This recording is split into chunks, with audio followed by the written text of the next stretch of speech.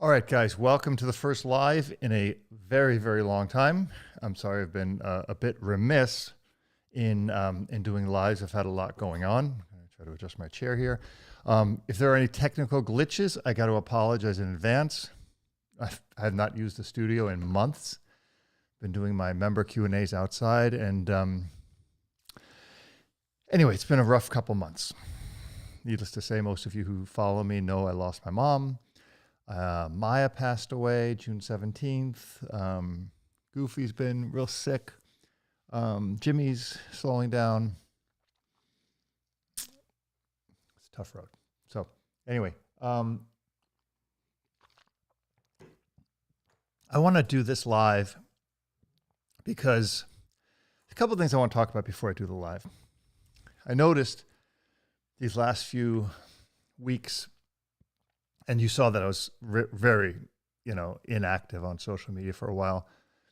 And I just am seeing this cesspool that is social media. And it is such garbage that's going on. This fighting between dog trainers and people. And I think social media has really brought about the ugliest side of humanity. I mean, it's just really horrible when I see what's going on. And then people chasing this phony dream that doesn't exist. Everything is polished, everything is shiny, everything is perfect, everything is this, everything is that. And then add to that the toilet of the arguments back and forth. And I noticed being off of it, this immense freedom, this immense, not checking on stuff, not really caring, because it's not real. Social media is not real. Those of you who are tuning in here, you might say, well, this isn't real. I mean, here's the thing, guys. I try to bring you content to help you with your dogs, to make the world a better place for dogs, to help people better understand dogs through the knowledge I've gained. I've been doing this for a long, long time. And, I really, again, I say this really kind of now even more heavy-heartedly, I've got more years behind me than in front of me.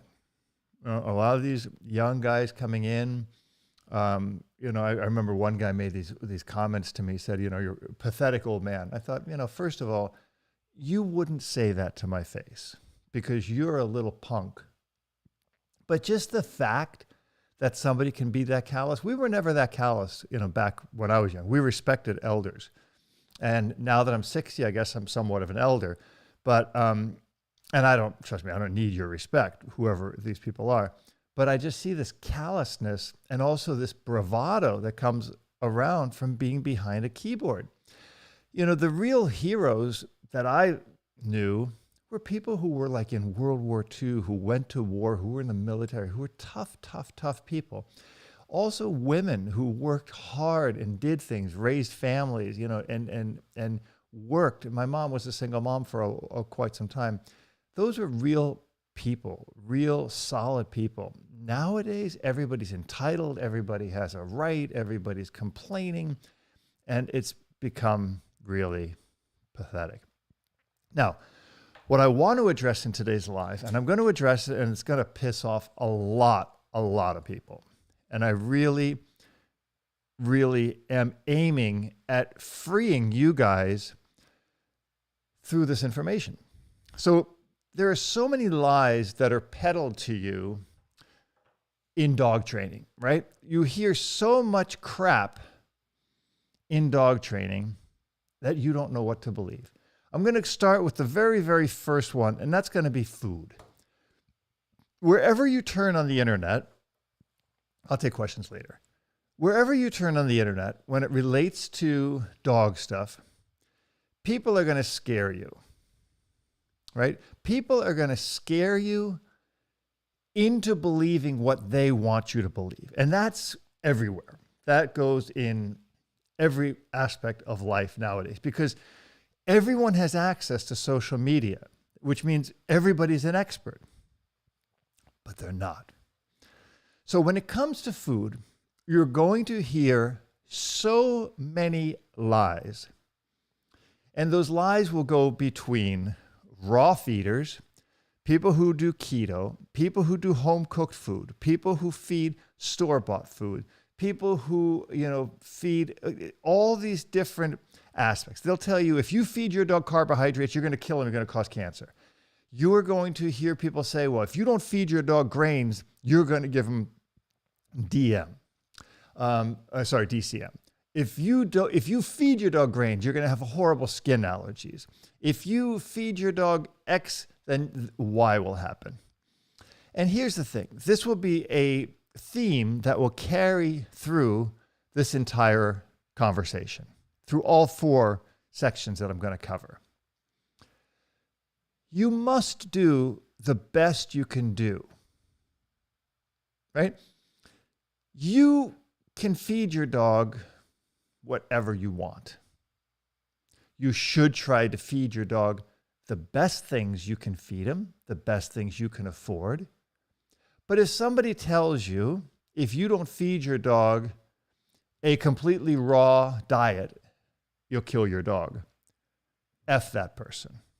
Screw them. Tune them out.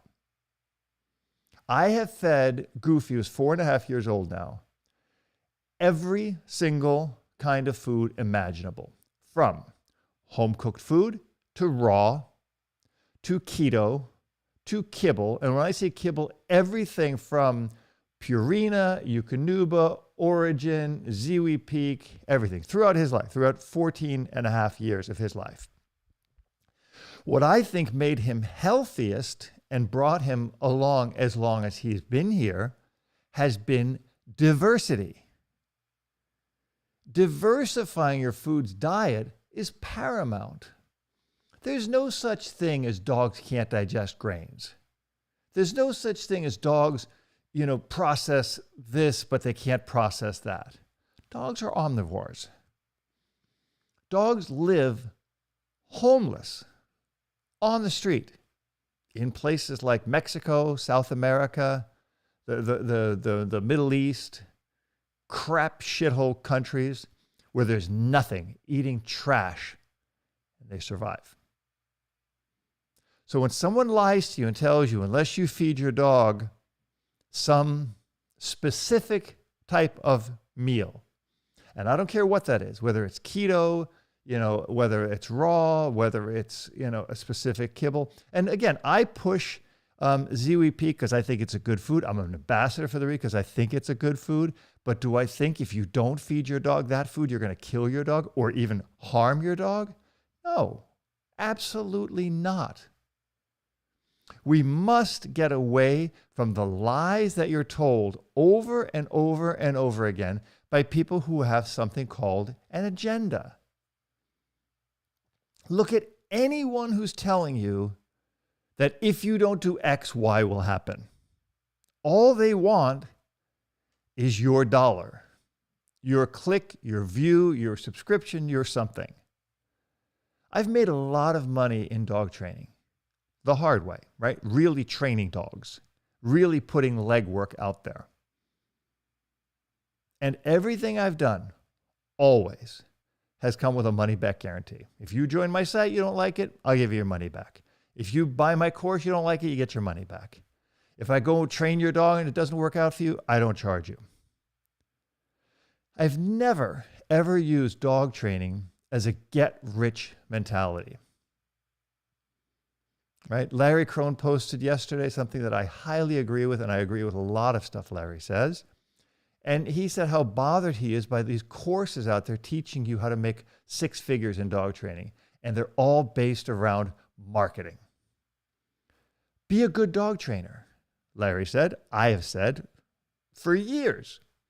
I have striven through my career, through almost 20 years now, just to be the best dog trainer I can possibly be. For the best client, the best to the clients, the best to the dogs, the best to help the dogs. Back to the food. You want to do the best you can for your dog. You want to give them the best food you can possibly give them. But you can be quite discerning in what you feed. If you decide, okay, I'm going to try this food, it's a kibble, it's good, whatever. You know, there's these things that come out every once in a while. Oh, this food has caused thousands of deaths, has been recalled so many times, has had salmonella, has had this, has had that. The biggest scare that there's been in dog food recalls hasn't been the salmonella, it's been the vitamin D oversaturation, right? Dogs will die with too much vitamin D. So when you start adding all these things into your dog's food, you've got to be careful. I'm a huge fan of home prepared meals for dogs and raw food for dogs. I'm a huge fan of it. But I also feed my dogs kibble. I'm a big fan of feeding my dogs a stable food that I can take with me. If I have to go on the road somewhere for a week or a month and I have to take my dog, he has to be able to eat that. If I put my dog in boarding or I'm out of town, I can't expect someone else to do what I'm doing with the food. The dog has to be able to eat. So forget about these lies that you're hearing from these people who tell you constantly, if you don't feed raw, you're going to kill your dog. If you feed your dog carbohydrates, if you feed your dog grains, if you don't feed your dog grains, grain-free dog food will kill your dog. Grains will make horrible allergies in your dog. Put that nonsense out of your mind. Do the best you can and feed your dog, especially early on, a good mix of proteins: chicken, beef, fish, all kinds of different proteins. Give your dog different foods. See what agrees with your dog and do that. And that will be what's best for your dog. Now, part 2, training. You will hear so many lies told to you about dog training. Namely told to you, by the way, on both sides. You will hear it from the positive only and from the other side, from the dog. I used to call them balanced dog trainers, but just dog trainers. Only one side has really isolated themselves into a quasi-cult, ruled by very, very angry people. The participants of positive-only training are often very, very nice people. They're often hoodwinked into believing that they will be able to train any dog to do anything using positive only. And they will often believe and then further espouse that you never need to use a correction on a dog, and using a correction on your dog will be the most dangerous thing you will do for that dog. And other people will tell you that not using a correction on a dog and the such will lead to the demise of that dog. Now, let's look at this for a second. People who are espousing purely positive training have a huge agenda, right? It's a huge, huge movement. Think of it as politics, right? And think of this wing of politics as being the one that's going to be the one that is the only way you can follow, right? In other words, if you don't follow the purely positive way, then you're destroying dogs. You will kill dogs. You will harm dogs. You will make them mentally unstable. They will live in constant fear. And nothing could be further from the truth. Abusing a dog is abusing a dog. And if you abuse a dog, whether through training, whether through compulsion, whether through too much pressure, or whether through neglect, which neglect is the biggest form of abuse that all dogs face. Living outside, uncared for, is the biggest form of abuse you'll see. But when people tell you that giving your dog a correction is abuse, those people are liars, and they couldn't be further from the truth. But they're here because they have an agenda.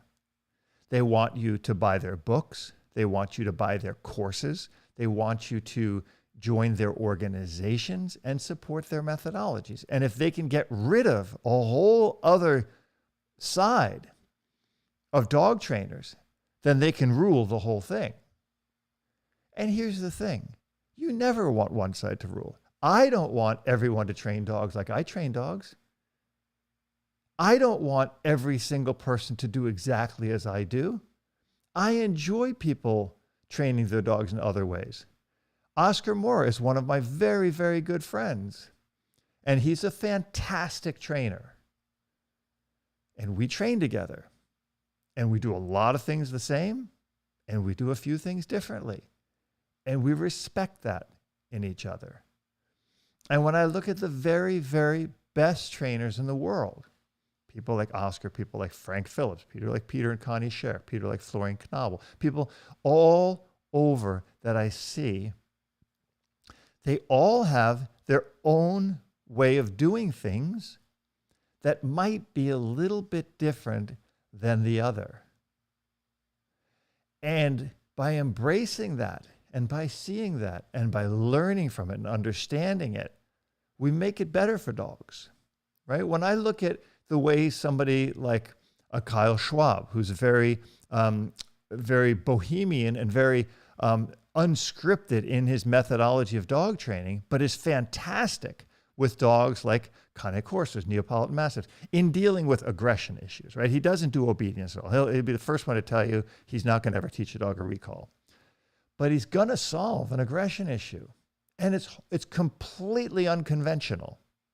It's not an approach I would ever use, but I certainly respect it because it works. I look at somebody like Larry Crone.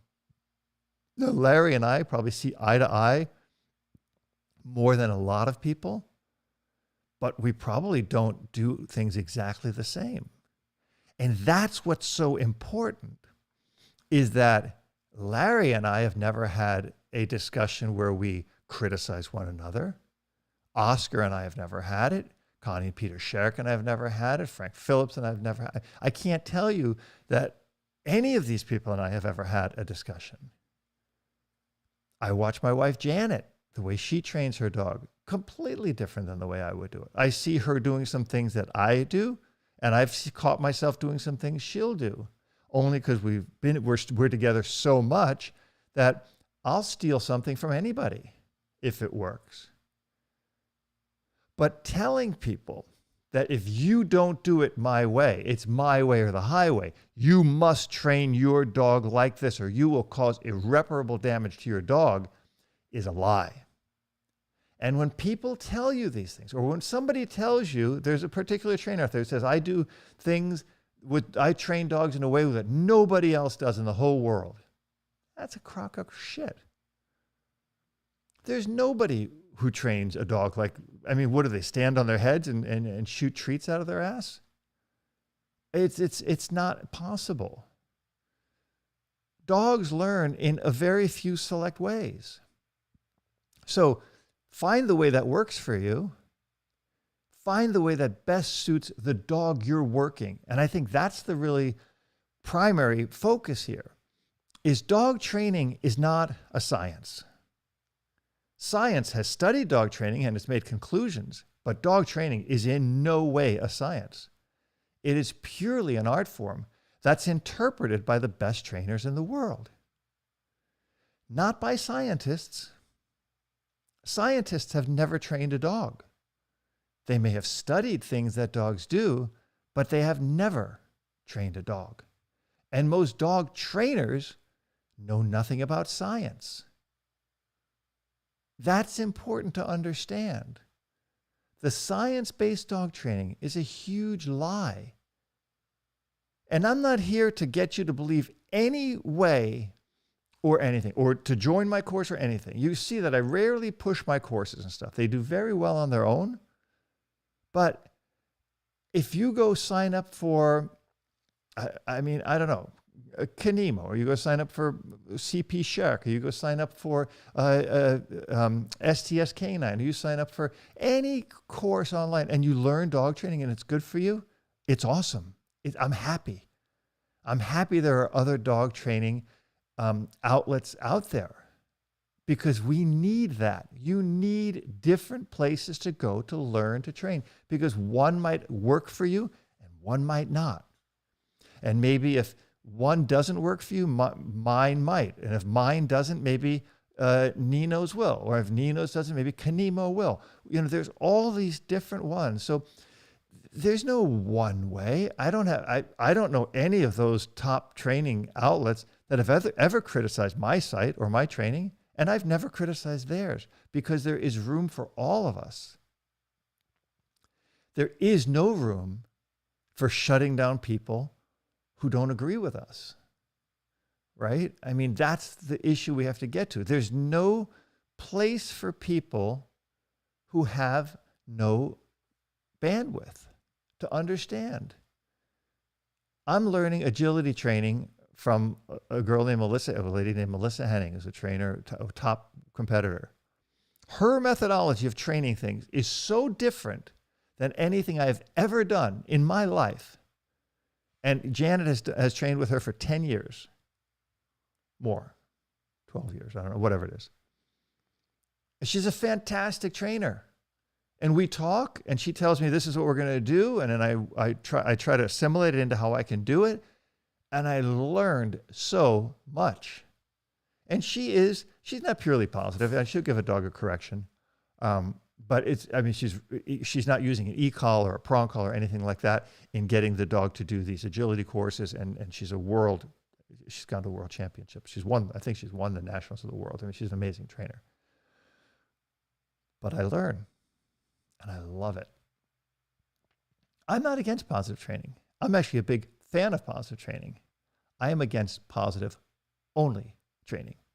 Just like I'm against somebody who gets a dog and immediately puts an e-collar on the dog and says everything this dog will learn will be through e-collar. I'm against when somebody says you don't need a toy or treats to train a dog. And I'm against somebody who says you can only train a dog with treats and toys. I'm against the extremes. I'm against them in all aspects of life, in every single thing. I am a centrist, whether it's political, religious, social, dog training, anything. I believe the balance lies in the middle, and that's where we've got to get to. So that's part 2. That's dog training. Part 3, vaccines. There is so much controversy around this. And before I even get into that controversy, I want to make one thing abundantly clear. Abundantly clear. I am not a veterinarian. I have zero medical training and zero medical expertise to give you advice on what you should do. This is an opinion piece. And it's based on what I see so often online and in person, where people are giving you medical advice on your dog. And the vaccine issue is so huge. People will tell you, and again, I'm not an anti-vaxxer and I'm not a pro-vaxxer. Neither way, right? I've gotten vaccines, I've gotten the flu shot, and I've not gotten some vaccines because I didn't think they were necessary. Now, let me tell you what I do with my puppy, because I just got a puppy, as you know, Shmoo. When Shmoo came to me, he had his 8-week vaccines, which was Bordetella, distemper, parvo, and I think one other one. I think leptospirosis was the other one. Now, some people will tell you, don't vaccinate your puppies, right? They carry the immunity from the mother, yada, yada, yada. And I believe that's probably true.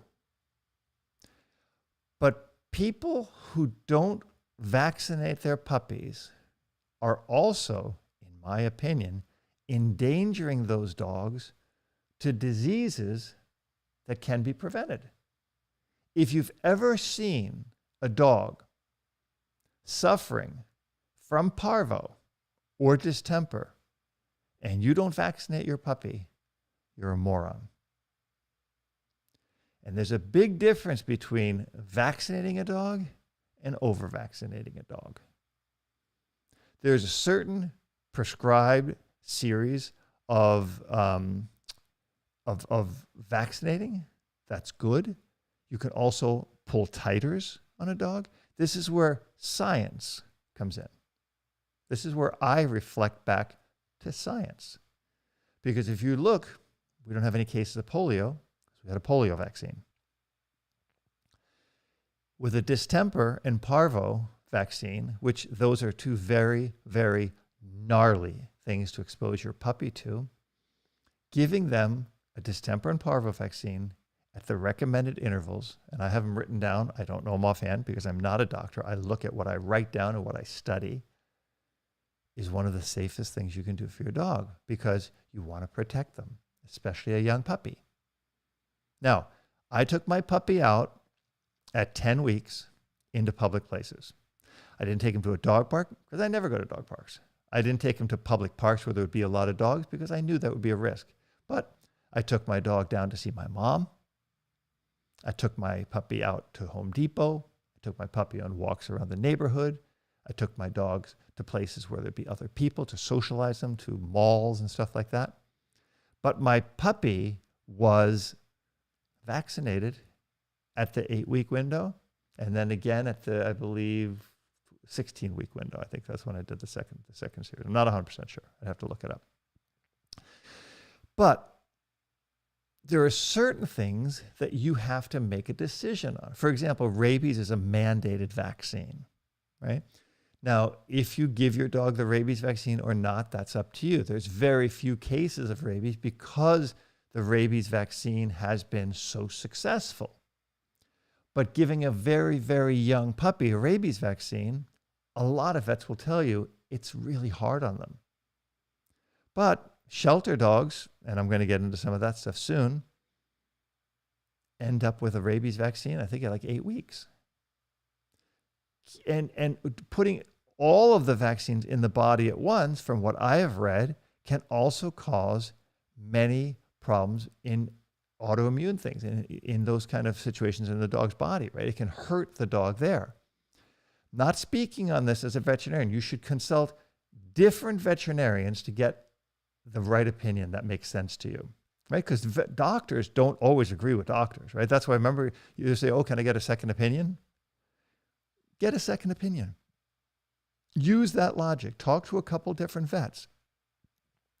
And a lot of them will tell you, give your dog the vaccines, but break them up, right? Don't do them all at once.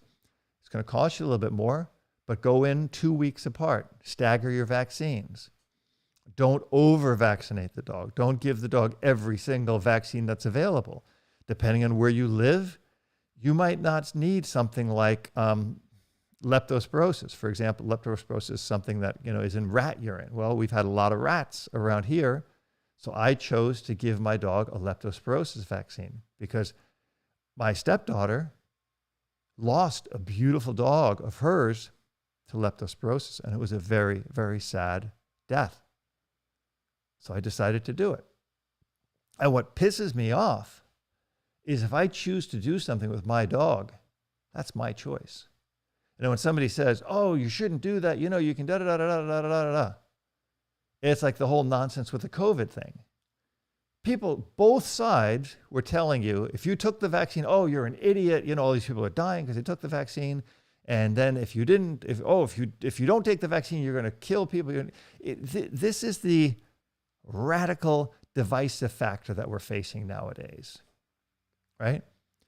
If you do what I say, everything is perfect. If you don't do what I say, you will kill your dog. You will destroy everything. And those are all lies. They're all lies. Because I know people who have had dogs and have vaccinated that dog every year. Boom, boom, boom, boom, boom. And the dog lived to 15, 16 years old. And I've known people who are staunch anti-vaxxers and they've lost dogs at 5, 6, 7, 8 years old. Chances are that the person who tells you, oh, my dog had that reaction after it was vaccinated, chances are it could be a coincidence. Because so many dogs are vaccinated and don't have that, right? So you have to draw that line. And again, like I said, this live will probably draw more controversy than any live I've done because it's going against a lot of people. And it's going against every single person at some point in the conversation. But I want this out there just to educate you to search deeper, to ask more questions. Ask your vet, hey, if I give Bordetella, if I give distemper and parvo, and then I give Bordetella, and then I give rabies, is that too much on my young dog's body, on his immune system? Is it too hard on him? What about maybe staggering it out? What about waiting? At what age is it safe to give the dog a rabies vaccine or a stacked vaccine? Sure, there are some dogs you can give as many vaccines and they can handle it. And there are other ones, if you give them 2 or 3 or 1 or 2, it's too much on them. They're too young, they're too weak. For example, if you have a dog that's very immunocompromised, the vet will tell you, do not give them a rabies vaccine. And why do you think that is? Because it will further harm them. So when it comes to vaccinating your dog, I strongly encourage you to get medical advice, get different opinions, talk to a holistic vet, but make sure they're, like they have a degree, not just some quack who believes they're vets. And talk to a regular vet. Get the opinion, make your decisions, and don't let people push you into making the decisions they want you to make. So that's part 3. And part 4, and after this I'll take questions, is spay-neuter. Spay-neuter is probably the most controversial topic because people are so polarized by it. You will hear the argument that if you don't neuter your dog or spay your dog, that you will cause cancer in that dog. And what a mind fuck that is. And I hate to say it like that, but what a horrible thing to tell you. If you don't do what I tell you to do and cut the testicles or remove the ovaries from your dog, you will give them cancer. I encourage you to ask that veterinarian if they are spayed or neutered. Because if they're not spayed and they're not neutered, then they're causing that cancer in themselves. But the truth of the matter is, Goofy's 14 and a half years old. He was never neutered. He never got cancer. Never in his testicles. He got nasal cancer, but he never got cancer in his testicles. If you remove one of your lungs, I can 100% guarantee you that that lung that you removed will never get lung cancer. If I cut off my testicles, I will never get testicular cancer. That's very true. But if you cut off your feet, you'll never get bunions. Do you see where I'm going with this? Do you see how irrational this argument is? The reason I'm for spaying and neutering is because people are such morons. People are such idiots that they allow their dogs to run around and get other dogs pregnant. And for that reason, and a big portion of that reason, we're killing tens of thousands of dogs in our shelters every month, hundreds of thousands every year. Because people are morons and they don't watch their dogs. And I would be, if I was king for a day, I would be so on top of registering dogs and keeping an eye on stray dogs and abused dogs. I would be on that. That would be one of my number one missions, because I think animal abuse is a foreteller of so much other bad behavior. But I'm not. So I can only preach to you here on my little format, right? That's all I can really do here. So if you believe that taking away your dog's testicles or ovaries is going to save them from cancer, you're delusional. Because go to any cancer clinic, veterinary cancer clinic, and ask, do a survey. How many of those dogs are intact? You'll see it's a low percentage, because everybody spays and neuters their dog, right? They all, It's such a common practice now. It's like right away, boom. I mean, in shelters, they do it at 8 weeks old. At 8 weeks old, they castrate the dog and or neuter, spay the female. I can't imagine anything worse than that, except for the people who are so irresponsible and so stupid that they don't keep their dogs in a yard or contained, and those dogs then end up going out, getting other dogs pregnant, and those puppies end up in the shelter and murdered, right? They end up killed. Not killed by the staff, but killed by the people who brought them there, right? The person who puts the needle in the arm of the dog is not the murderer. The person who dropped the dog off there is the murderer. So in order to protect dogs from being killed needlessly in shelters, we have to mutilate them at an early age because people are irresponsible. So I'm completely perplexed how we could possibly solve that problem in any way without really getting down on people who are irresponsible and abusive to dogs. And that would require getting people to be held accountable. But we don't hold people accountable. Instead, we hold the dogs accountable. We completely mutilate the dog so that we don't have to hold the person responsible. But if your dog is intact and is running around off leash and not under control by you, and I fine you $1,000 for that, well, people say, well, the person can't afford it. The person's poor. The person's uneducated. You're an elitist.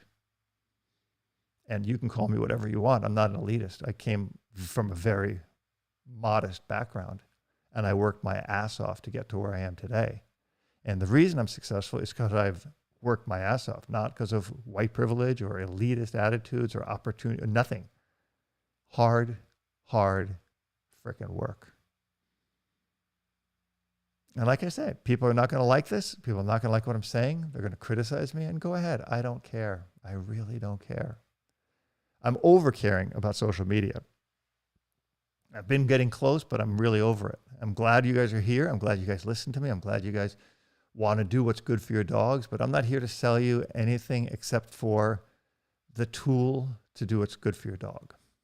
So that is my take on neutering. For the rest of this live, I'm going to put my glasses on and I'm going to take your questions because after all, I want to make sure that I'm here for you. And I see there's 2 thumbs down, which makes me so happy because it means 2 dopes actually were able-bodied enough to click a button because they didn't like what I had to say. But again, I don't care. My issue here is to really help you with your dogs. Let's see here. All right. There's no real... Okay, if you have a question, put a question mark in front of it. I'm going to give us 20 minutes here for questions. I don't see any real questions. No, I'm not a vax pusher. I'd love to see you on Joe Rogan show. I'd love to go on Joe Rogan show. I'm a fan. I don't really watch that much of it because it's such a long show, but I'm a big fan of Joe Rogan. I would love to be on that show. Yes, there's a lot of things science doesn't know. I agree with you on that. Well, mandatory is what it is, you know. Yeah, in every state, you know, and in Europe as well, you have a mandate of rabies vaccine because rabies is such a gnarly disease, right? And the reason America and Germany and other countries are rabies free is because they have vaccinated and they have eradicated the disease. So you do need that. The problem that you have is overdoing the vaccine. For example, why does one state like Tennessee, when I lived there, have a mandatory yearly rabies vaccine and California has a mandatory 3-year rabies vaccine? What they really should do is allow you to do a 3-year rabies vaccine and allow you to do titers, to do a titer test and see if the dog has the antibodies for rabies. Why bother vaccinating? It's not going to give them more. There's a certain number they need. So that would be my point on that. Let's see. Okay, here. Administrator support. Do you believe a protection dog truly bites to protect owners or bites out of fear of the unknown or distrust of the stranger? The truth of that is neither, right? A protection dog is trained to, if it's a good protection dog, it's trained to do the skill. It's trained early on as a game, and then it's trained as a defensive exercise that the dog is defending its position, defending the person that it's with, and it's taught in a very clear format. So protecting the owner, if you're saying it out of training, yeah, then yes, it's trained for that. A protection dog should not be biting just willy-nilly ad hoc, which is why I have such a big issue with a lot of this protection dog training I see.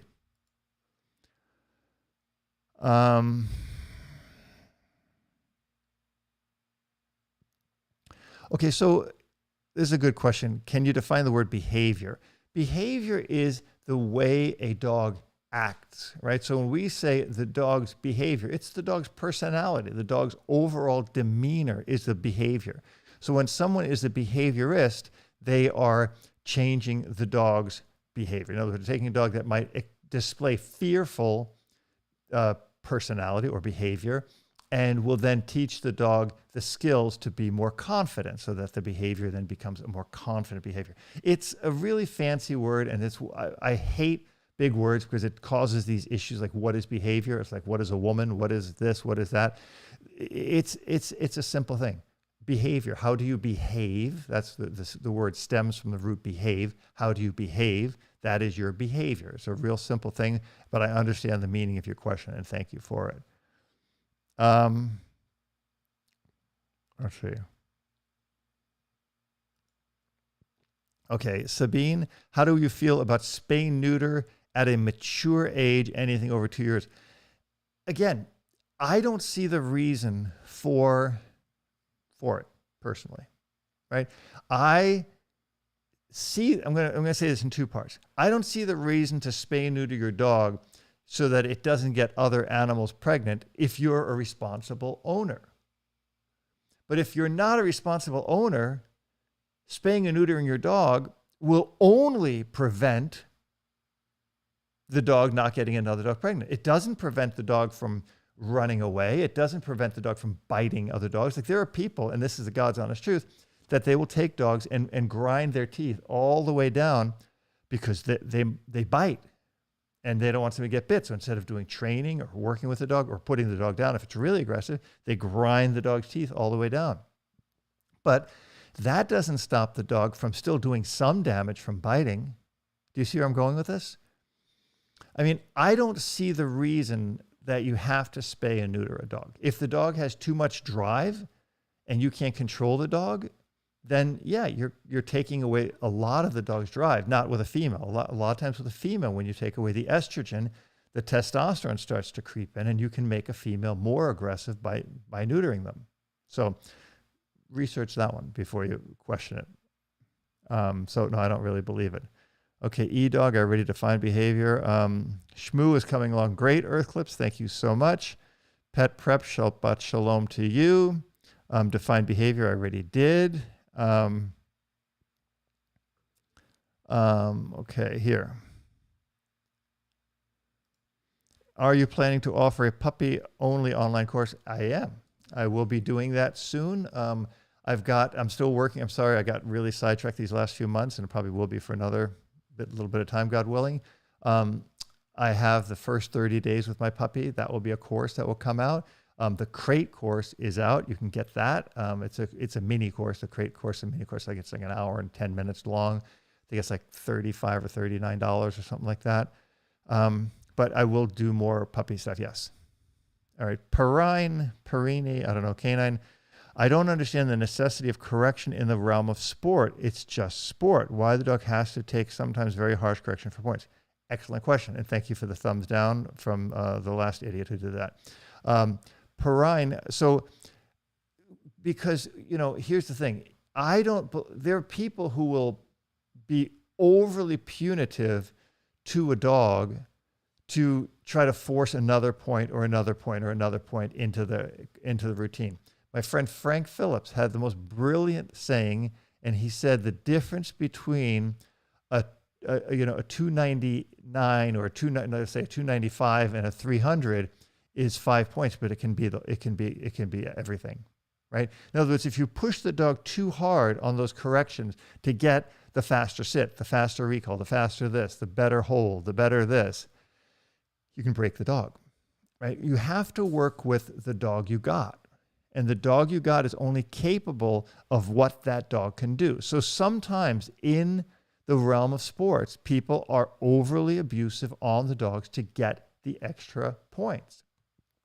However, that being said, when I look at somebody like my friend Frank Phillips, who understands what the dog can do and understands that window of how much you can push the dog and will tell you, don't go there. Like, don't put that extra pressure on the dog to try to get that extra point, because it's going to cost you all of those points.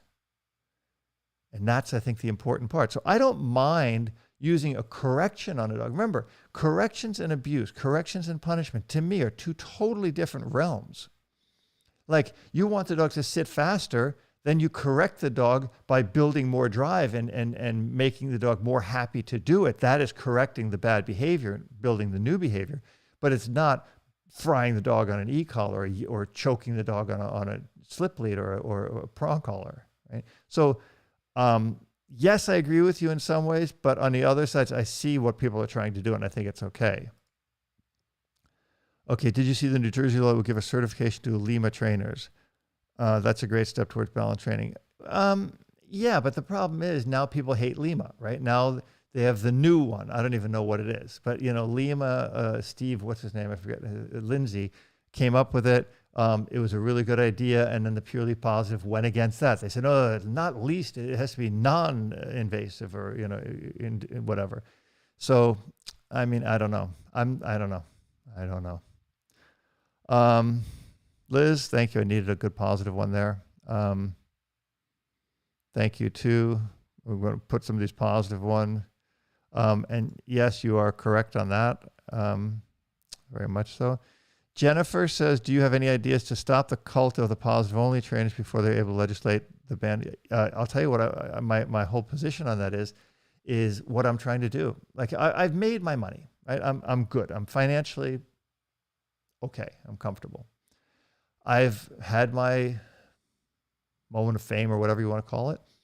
My real goal now, besides training my puppy, is to just try to make sure that the world stays fair for dogs and the people who love them.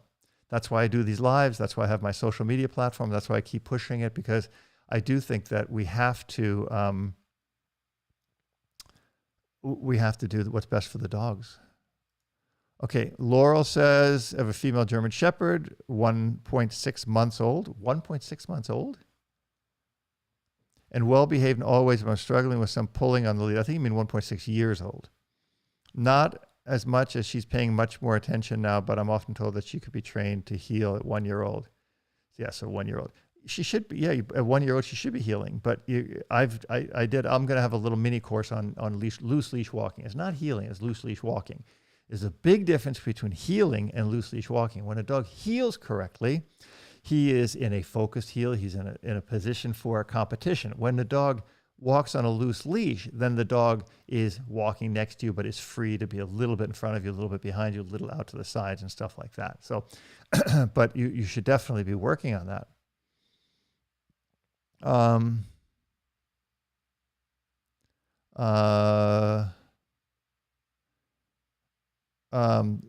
Yeah, I agree with you. Thank you so much for that.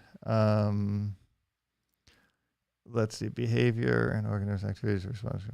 There you go. Okay, so there's your scientific definition. Let's see. Thank you, Nick. Appreciate that. I don't know. I'm not a doctor. I mean, mange is a virus, I believe it is. So I think you need to see a veterinarian. We need to stop tolerating and being silent. Yeah. Yeah. Well, we do need to do that, but we have a very hard time doing that.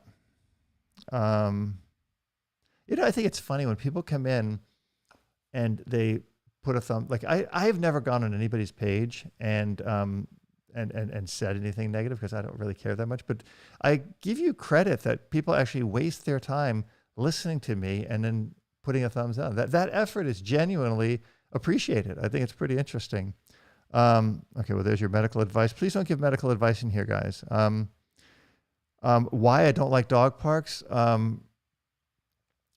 One, they're horribly dangerous. Two, they teach bad habits to dogs. Three, they put the dog at risk of tons of diseases and bad behaviors. You just need one person to bring a dog into a dog park that's aggressive.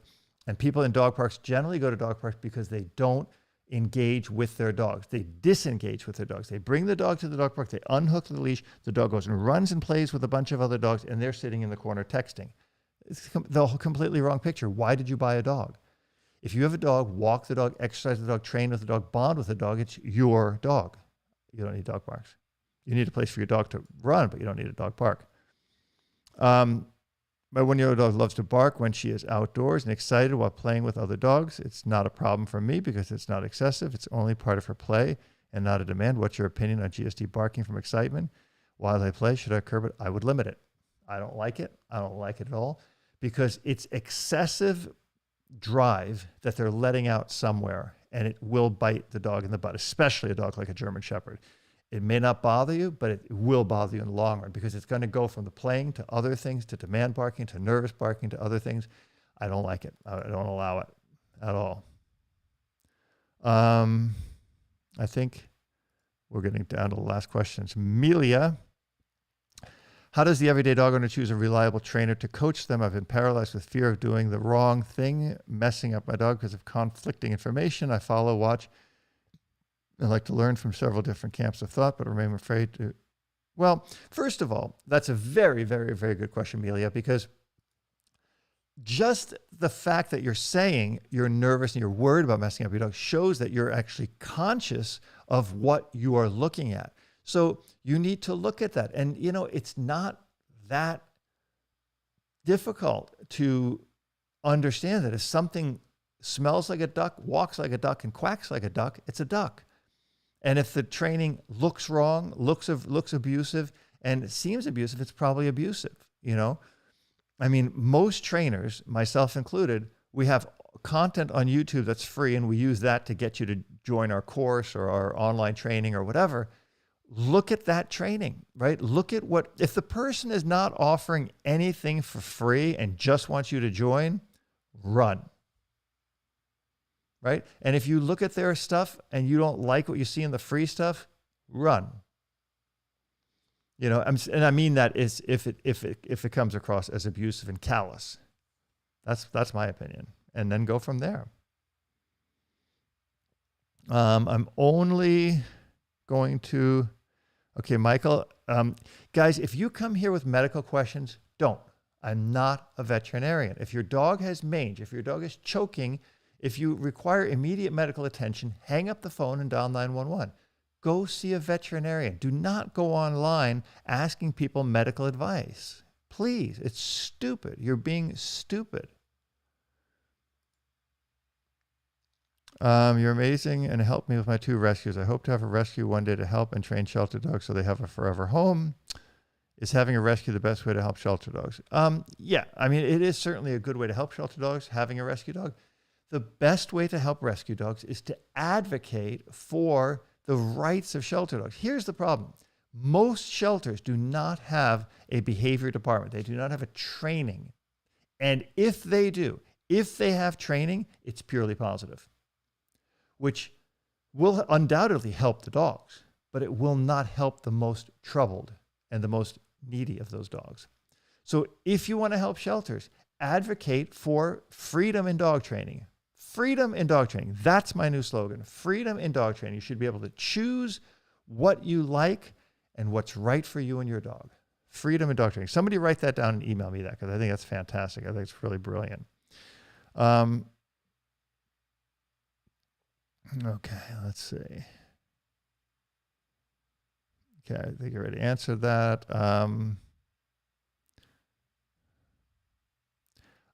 You who are asking me to do a podcast for somebody else, I won't talk to that person because he's been very, very negative, and I don't communicate people who attack me because, and especially if they're unknowledgeable. And if those of you who don't know who it is, doesn't matter. When is an e-collar necessary?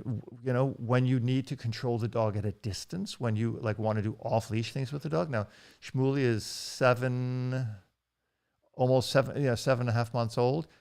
He hasn't had an e-collar or a prong collar yet. I'm sure undoubtedly he will. I don't know yet when he needs it. It's, you know, here's the thing. I'm not saying you should use e-collars, but I'm saying you should have a right to use them if you like. Freedom in dog training is what I'm saying.